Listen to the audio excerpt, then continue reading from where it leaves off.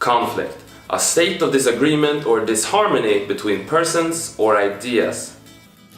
We've all had conflicts before, and there are many to look forward to. And today I'm gonna share my strategy for resolving conflicts with a favorable outcome and make them a more positive experience. To do this, I'm gonna use a personal example I like to call childhood injustice. I am the youngest of 4 children, and I have a big sister who's 5 years older than me. This story is from when I was 11. Our living room looked something like this. One night, my sister, my mom, and I were watching TV. There was a commercial break, so I head to the kitchen to grab myself a snack. When I returned, my sister had taken my spot because it was our favorite. So I tell her to move it, and she refuses and makes the argument that since I left the spot, it's no longer mine. I go, I was just getting a snack, and we began bickering back and forth. Eventually, we turned to our mother to resolve this conflict, and she sided with my sister. I wasn't too happy about it, but I understood the logic, so I sat somewhere else. A week or so go by, and the roles are reversed. My sister has the spot, commercial play, and she heads to the kitchen. I confidently take the spot, knowing if she has a problem with it, mother will support me. But she didn't. Yeah, my sister won the conflict again, even though the roles were exactly reversed. I thought this was BS, and that's why I remember it so well. With my anger, I stormed off into my room and grouched. This situation is unfair, and it's easy to see my sister and my mother as villains. However, it's important to note that this is only my side of the story. I don't know my sister's side of the story, but imagine if she acted like she did because she was jealous of me. I am the youngest child.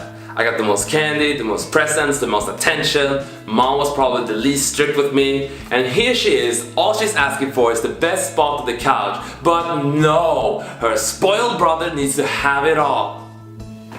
Same can be said about my mother. She's a single mom of 4 kids, been working all day, running errands, grocery shopping, cooking food, and now she wants to relax in front of the TV so she can do it all over again tomorrow. But no, her children need to fight over a seat on the couch. She probably just wanted us to stop fighting, so she picked one of us at random, which just so happened to be my sister both times. An antagonist, or a villain, is someone who's standing in the way of the protagonist. So in order to decide who's the villain, we must first decide who's the protagonist of this event. If you're thinking none of us or all of us, you and I are on the same page. We are all the protagonists of our own lives. So it's easy to think that people in our way are villains. But when we realize that they too think they are the protagonist and we listen to their struggles, compassion starts to kick in, which is when you know the suffering of another and want to help them. If you feel compassion, you'll want to solve their problem, but you'll also want to solve your own. Now you're in a perfect position to come up with a solution that suits you both. And if you take the initiative to try and understand their struggles, you will appear nicer, and negotiating with them will be easier and more favorable for you, because we like to do nice things for those who treat us nicely. As a bonus, the whole experience becomes more positive, because you're no longer dealing with a villain who wants to stop you. Instead, you're dealing with a person with flaws, much like yourself. Someone who made a mistake, was under a lot of stress, thinks differently than you, or whatever it may be. Now, I can't go back in time to change what I did when I was 11, but I am using it going forward, and I have an example of this from when I was a substitute teacher, which had a beautiful ending. So I had this class that was loud and liked to speak when I was speaking. After the lesson, everyone had left except for this one student who contributed to all this noise. So I asked him, "Why are you guys so loud?" giving him the opportunity to help me understand. He admitted to being one of the loud ones and replied, "I can't speak for everyone, but I find the assignment too easy. We have 6 weeks to do it, I only need 2. Now I understood his behavior. He's not being challenged, so he's bored and would therefore try to entertain himself by making noise. So I said to him, if I was your teacher, I would let you do whatever you'd like as long as you have finished. A week later, I had the pleasure to be his teacher again. Only this time, he was a fantastic student.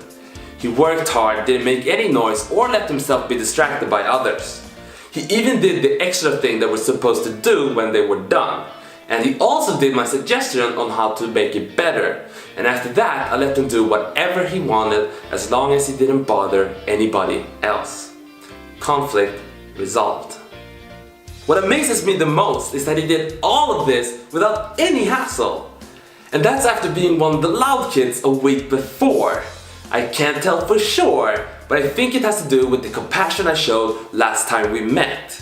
So in return, he treated me nicely. Or he just wanted to watch some dank memes. Got him! Either way, I got more than I expected.